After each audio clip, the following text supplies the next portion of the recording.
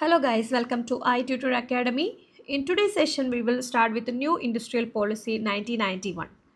By now, when economic imbalances reach precarious level, it was understood that the growth strategy pursued earlier was not sustainable as it led to deficit financing. A rise in balance of payment (BOP) deficit cannot be sustained with domestic resources. All these fluctuations led to a loss of foreign exchange capital and other funds and resources.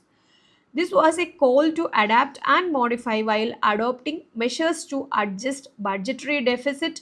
The new amendments and sudden changes led to a slowdown of economy. What added to the problem were resources constrained in the public sector which could not provide the much needed support for demand creation. This required immediate consideration, and the government responded with a suitable set of macroeconomic policies along with a new industrial policy. The new industrial policy was essentially based on the neoclassical paradigm, which was designed to push growth and help restore macroeconomic and financial stability. And it was also emphasized that the objectives will keep a check on sustainability concern, vice versa, protection of environment and efficient use of available resources.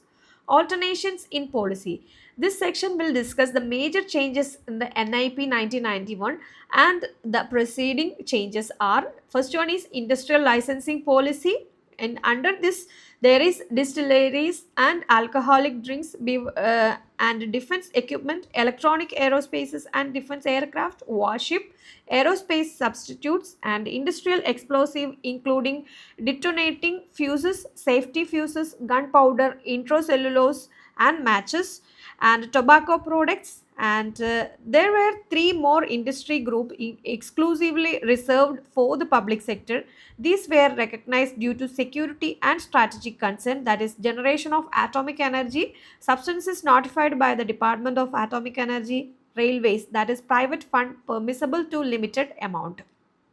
And next is foreign investment, and foreign technology agreements are there. Public sector, the new policy was breath of fresh air for public sector. It was specified that public sector investment will be made in strategic areas.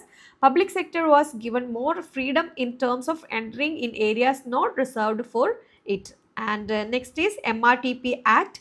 The MRTP Act allowed more freedom in terms of removing pre-entry restrictions, prior approval from the government for establishing a new undertaking, or while getting involved in amalgamation or merging of industrial units. And next is analysis of the new industrial policy. So let's see the what are the analysis. With advancement and the entry into a new and more liberalized era, popularly referred to as economic of scale and quality, it was realized that the Indian industry has become far more unstable than earlier. The burden was mostly felt on the marginalized section of the society. At this point in time, it was important to understand and focus specifically on the weakness of the new industrial policy and how the changes made it unstable and weak.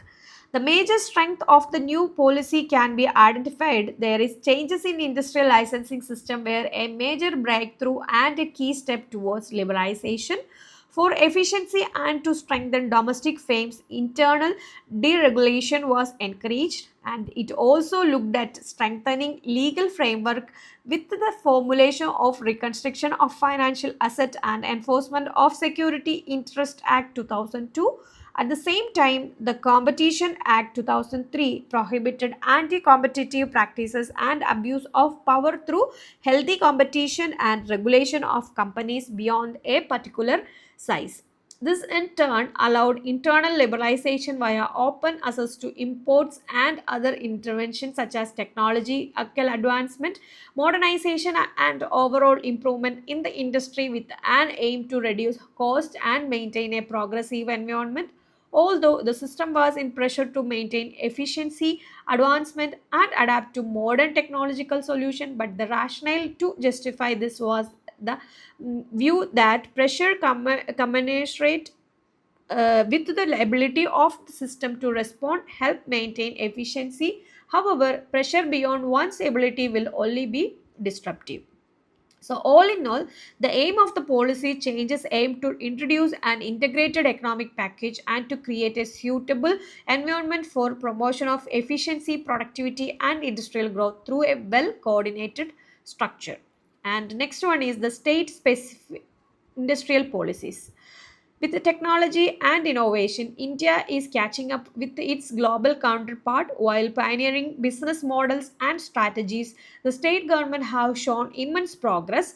Policies of state in southern region are perfect example of how consist compliant policy help the region in developing private enterprises and making investment beneficial while nurturing MSMEs.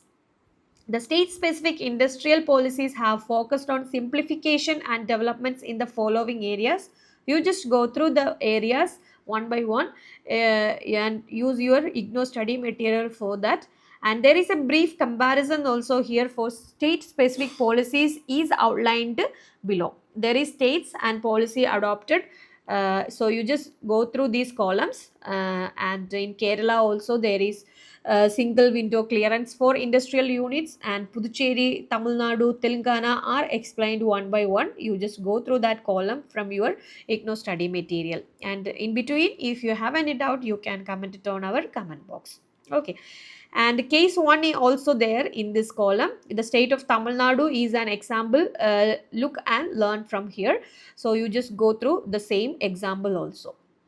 And other important policies focusing on industrial promotion. India, being an agriculture based economy, has built and helped evolve small scale enterprises and is known across Asia and the world for building the most elaborated development program for small enterprises and for providing assistance both on an individual and institutional level. Okay, there is competition policies are there. As discussed earlier, there were many constraints on competition in the pre-reform era, and one by one they are he mentioned here. And for a healthy competitive environment and to ensure efficient production, two factors were recognized as vitally important. One was allow Indian players become independent and competitive globally, and second was to create an accessible atmosphere in the domestic market. Okay, and some major objectives of the Competition Commission of India is here.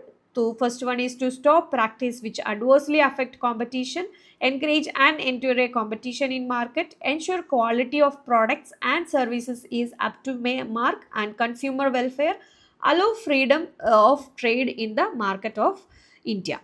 And for CCI to work as a market regulator, other bills were passed such as Competition Amendment Bill 2007. It was laid to ensure good quality, promote fair and healthy competition, easy and fast mergers and acquisition, regulation of acquisition and mergers with the threshold limits, and preventing the abuse while allowing control. Okay, and the Special Economic Zone Act 2006 also mentioned here. The Special Economic Zone, that is SEZ Act 2006, emphasized on the development of specific areas for promoting manufacturing and export. The main incentives are mentioned one by one. You just go through your material also. And the summary of this unit is to India opted for industrial development and initially conceived the Industrial Policy Resolution 1948. Industries, that is Development and Regulation Act 1951, was also enacted to keep abreast with the national development objectives. Okay, so this is the summary of this unit, and the keywords are there one by one. If you have any doubt on keywords, you just go through it, and there is self-assessment questions also. First one is critically compare the pre and post new industrial policy 1991 in India. We already discussed the both 1991 pre and post industrial policy, and give a roadmap for adoption of state specific industrial policy by all states in India. Okay, and suggest changes in the present trade and industrial policy of India to ensure adequate growth of the country. Okay, suggest some measures. We already go through all the chapters and answers also. You just try to answer these questions. It will help you for your final exam.